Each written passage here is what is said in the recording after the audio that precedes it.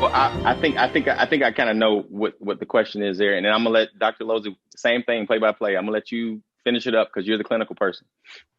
I have heard of a couple of rare cases of people being infected after vaccination, but there's a very important detail in that.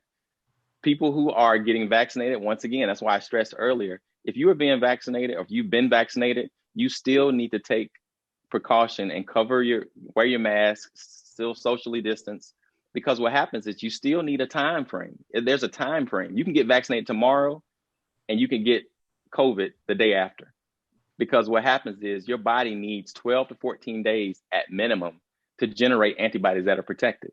And even if that is the case, that protection level is lower than it would be if you had your second dose. So in between shots and doses, you need to, at least 2 to 3 weeks after, you still need to take those precautions, and you need to do it even after. It's more of a social, kind of a social representation at that point.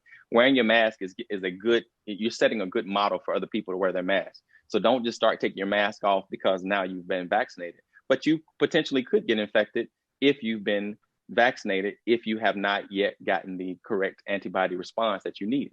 So I'll let Dr. Alozi take that from there. Yeah, absolutely. I think you said it all.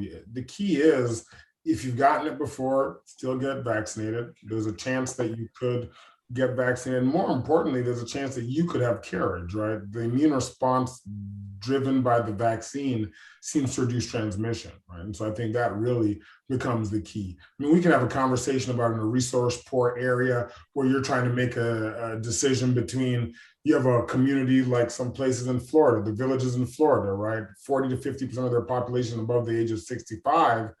I probably wouldn't vaccinate people in that community that have already had it first, because limited supply of vaccine, I'm going to vaccine all the over 65, because those are the ones that have the highest risk of death and mortality and morbidity, and then sort of trickle it back. But again, great question.